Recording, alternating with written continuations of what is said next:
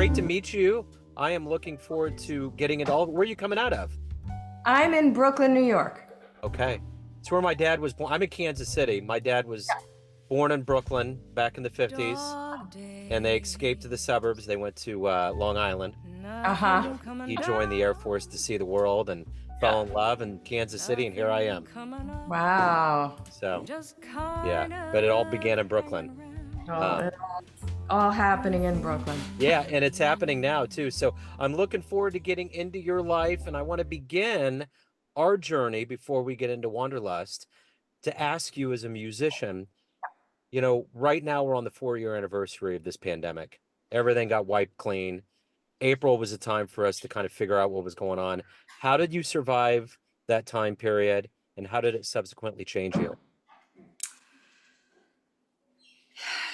It's interesting. At the beginning, I had been doing, in the last several years before, a number of artist residencies where, for those who don't know what they are, you apply, they're all over the world. You apply to these places with samples of your work and a proposal for what you want to work on. And if you're fortunate enough, they invite you to come. And I had done several of those. And so when the shutdown first happened and the gigs were all getting canceled and everything, I thought, okay, I've been to artist residencies. I know how to work with unstructured time. I know what to do.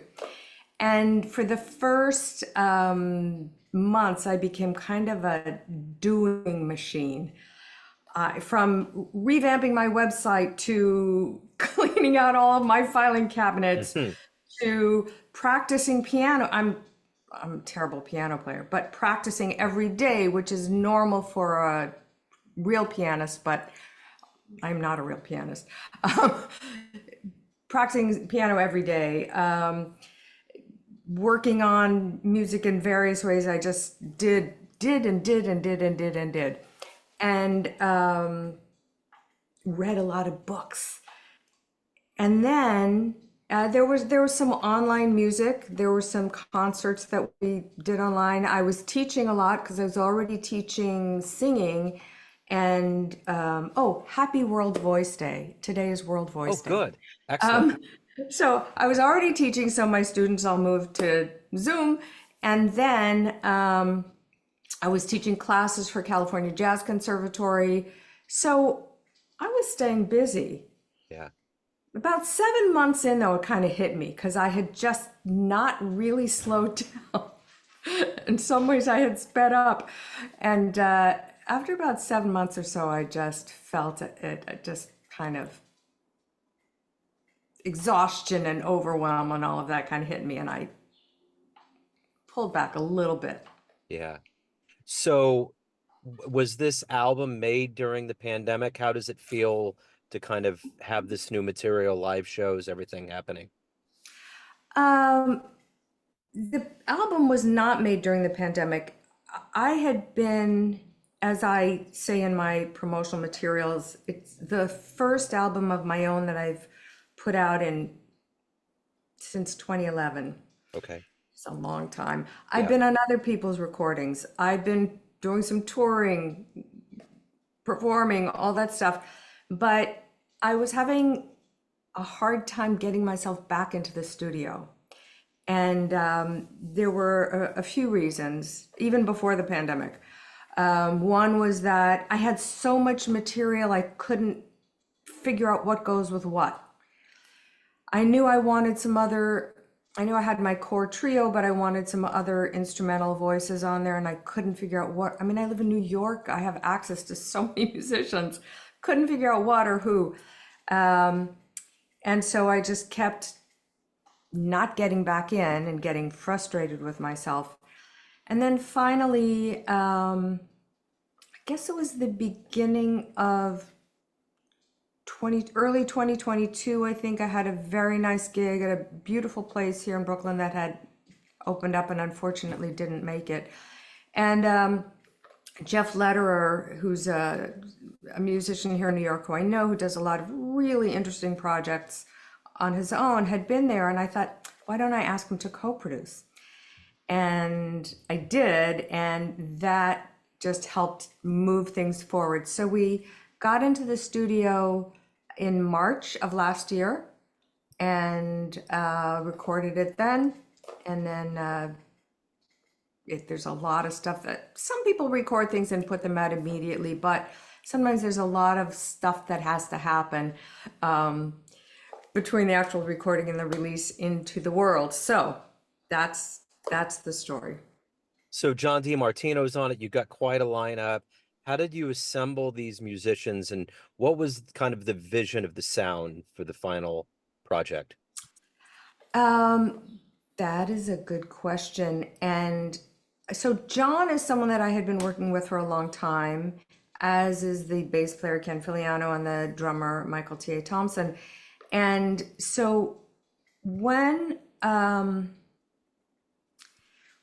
asked Jeff to be involved, first of all, the first problem I had figuring out, well, which music goes together, organizing it all to present to him, because he'd heard some of it live, but not all of it. That helped me start to focus on which pieces made sense together. And then he had a concept, because he had heard this quartet, he had a concept for some other sounds that would add to it. And so I give him a lot of credit for bringing together that final piece that tied it all together. So he heard something, and we talked about some possible different instrumentation, violin and cornet, or violin, and it ended up being violin, and then Jeff playing clarinet and flute. And most everything was already arranged by me, or in one case by John, or one by Ken and me. And then for some of them, Jeff added some lines that for flute and violin, or clarinet and violin, that I think really brought it all together. And even though they're not on every track, I think it gives a nice through line. Yeah. What are you hoping the listener gets from this album? Oh, that's a good question.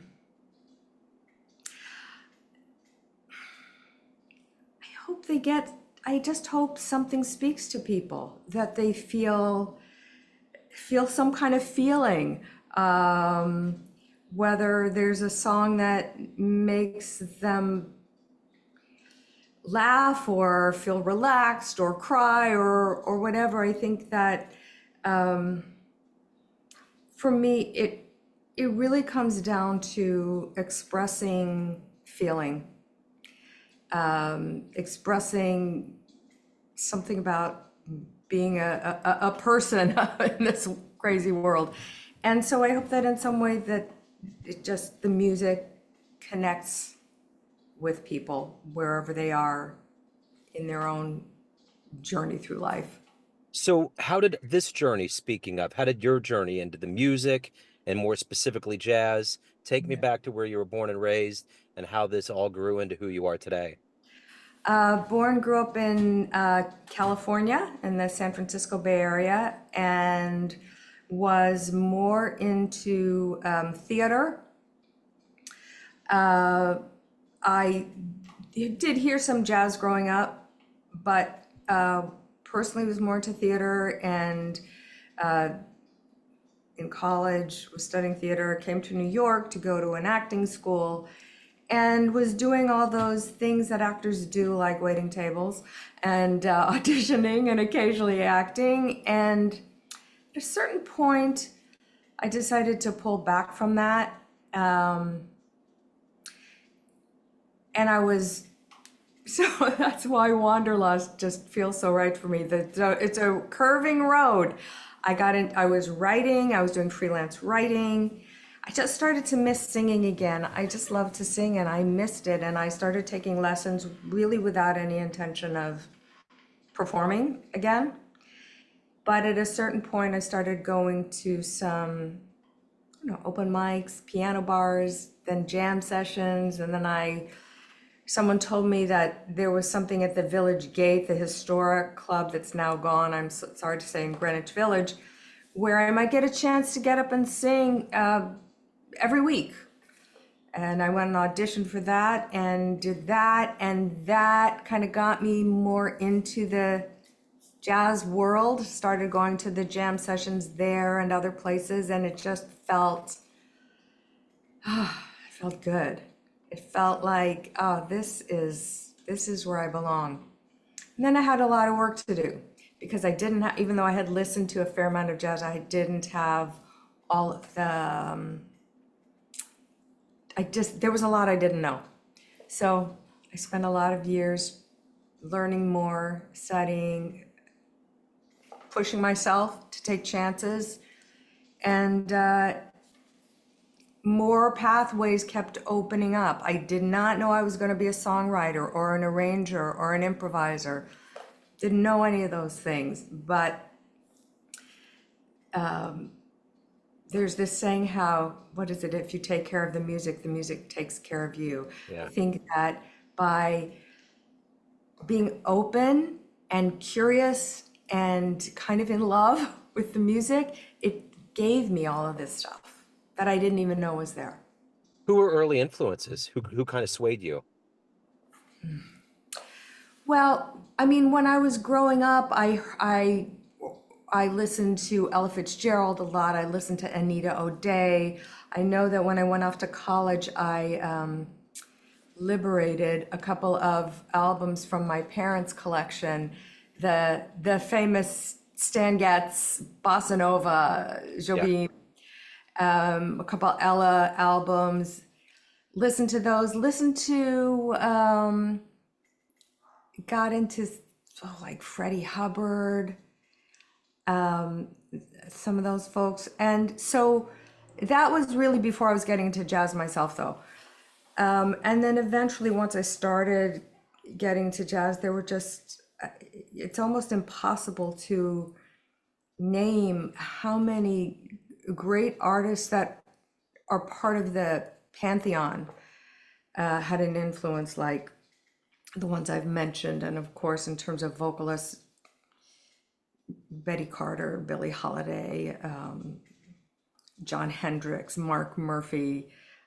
And then again, here, I'm not saying that I think it's all only happening here in New York. It's not. There's great music happening everywhere, but we have so many people here in New York. So I had the chance to get to know and work with, study with, play with incredible musicians like the pianist Connie Crothers, who became a huge person in my life, a dear friend, Jay Clayton, who just recently passed. And the people that I work with, all the different musicians that I've worked with that have just been, I don't know, just by working with so many different people, you learn so much and kind of take it all in. And Yeah. So what was the first live show you saw that blew you away? oof. I don't know, but I will say this about live shows, because I go to hear a lot of live music. And what I love when I'm in the audience is that feeling that it's alive and happening right now, and that I don't know what's going to happen next. Mm-hmm. There may be things that are happening that are familiar, that I know. I may be music that I know, but these humans that are on the bandstand right now playing are bringing something to it that is going to surprise me, and that that's going to surprise me in some way. So starting out in California, you obviously know that New York is the cauldron. It's the center. It's the epicenter of jazz. So when you get here and start doing gigs, what was the one stage you dreamed about being on and you finally got a chance to play on it? Oh, I mean, when I first came here, of course, I came here to go to acting school, so it took a while. But in terms of when I started doing jazz, I've played at the Blue Note, which is pretty cool. At Dizzy's, Jazz at Lincoln Center, at the Great 55 Bar, which a lot of people know, and unfortunately it closed just a couple years ago. But this tiny little kind of hole in the wall, old speakeasy that was just the most amazing club. Everybody loved, and I did a lot of gigs there. And it's not it's not Carnegie Hall. Right. It's this funky, fantastic, historic little jazz club, and I loved playing there. So, as an educator, you've been around a lot of veterans over the years. What have you gleaned from the veterans and legends and luminaries that you in turn pass along to your students? What do you want them to know? Ah, so there are a few things I teach. I do teach. I'm trained just to teach vocal technique, and then I'll also teach classes. I've taught classes in songwriting and improvising and jazz performance.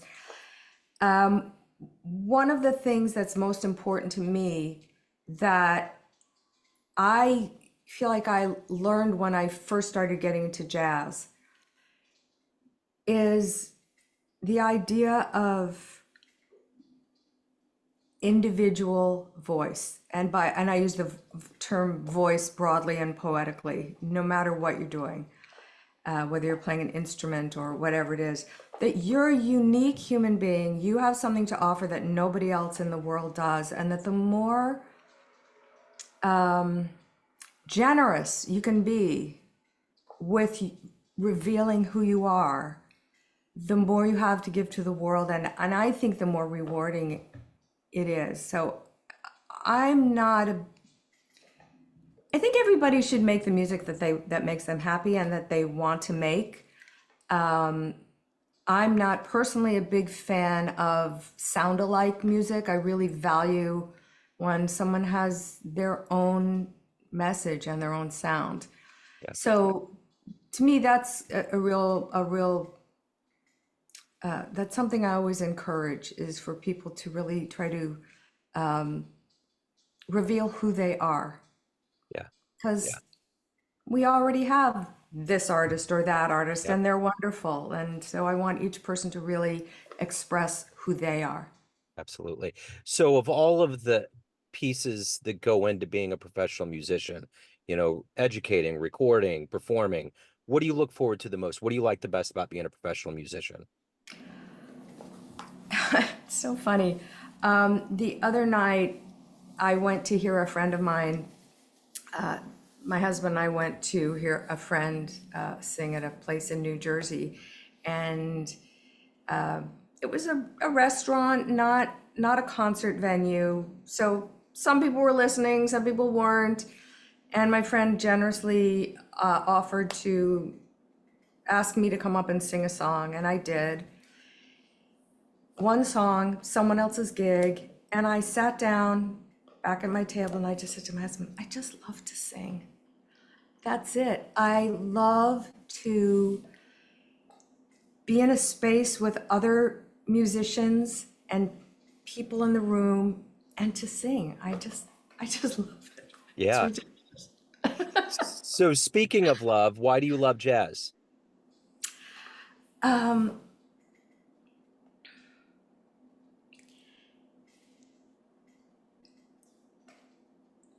I guess what I love about jazz is the improvisational aspect. Whether you're someone who really, I mean, I think there are there are many approaches to improvising. And so whether for a vocalist, whether you're a hardcore scat singer or you're improvising in other ways, there's something that's so personal about jazz, because it's a music that, I mean, every kind of music asks you to bring yourself to it, but I think jazz does in a very special way. And I found that the more I pushed myself to go out on a limb and take chances as an improviser, and go out on a limb and be willing to fall off, which happens, the more rewarding the music got for me. So I guess that's it. I guess it's that improvisational nature of the music. So, if you could get into a time machine and go back in time and see one jazz artist somewhere, Where are you going? What are you going to see? Oof. Oh man, it's so hard to say because You can make a few stops. I know. I mean, I kind of feel like it's important to see Louis Armstrong because I feel like he kind of laid out the future of the music. I think so much that came much later. Once we know it came later, you can actually hear the seeds of that and things that he did. I did get to see Anita O'Day and I got to see a couple of times, and I got to see Betty Carter once. And I'm sure that when we get off, I'll think of more people. But I mean, gosh, what would it have been like to be in a club where Billy was singing or where Mingus was playing? I Yeah. mean, I love that sound. I love Mingus's sound.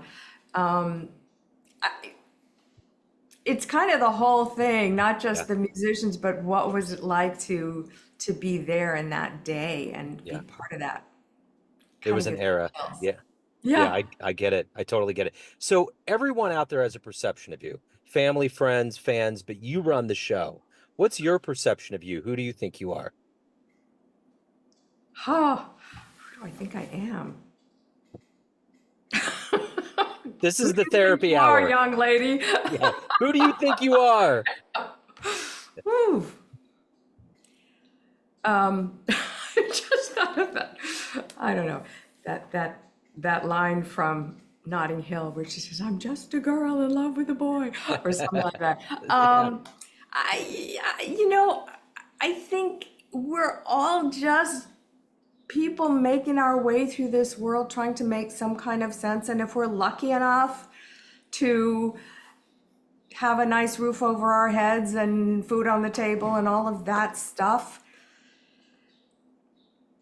I think most people want to, I don't know, what do most people want? I don't know. You know, you just answered it.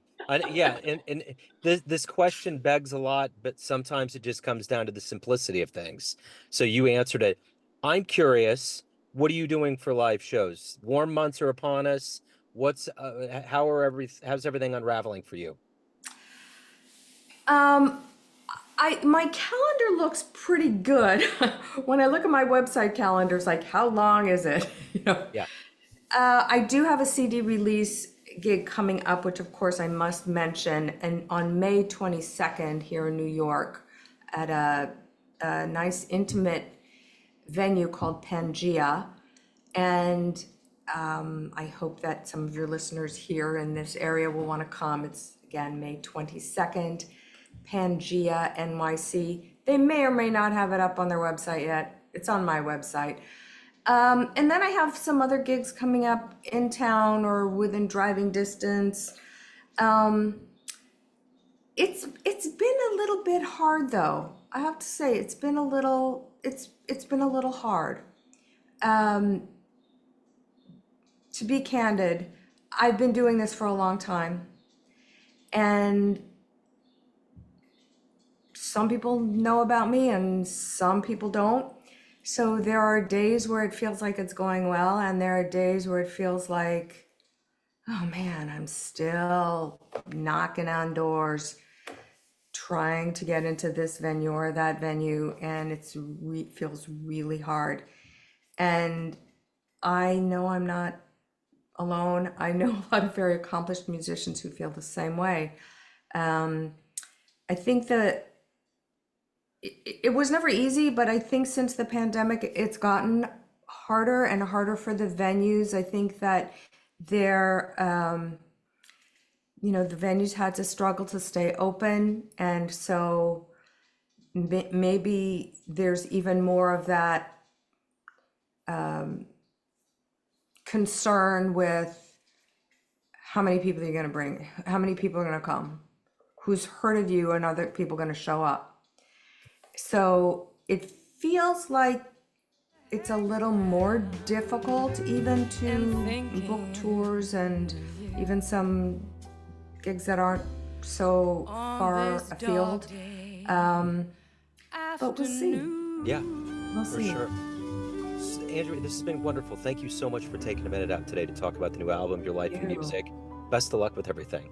Thank you, Joe. Really appreciate it. Hey jazz fans, Joe Domino here, the host of the weekly Neon Jazz radio show and regular interview series being produced and distributed from Lee Summit, Missouri. We are quite excited to let you know about the first annual Lee Summit Jazz Fest taking place this summer on June 22nd, 2024 at the Bridge Space located at 210 Southwest Market Street. There will be 8 robust acts, including the Back Alley Brass Band and the great Lee Summit Jazz Orchestra. There will also be art vendors and food trucks to make this a must-attend event. All details can be found at www.bridgespace.us/jazz. We will see you there.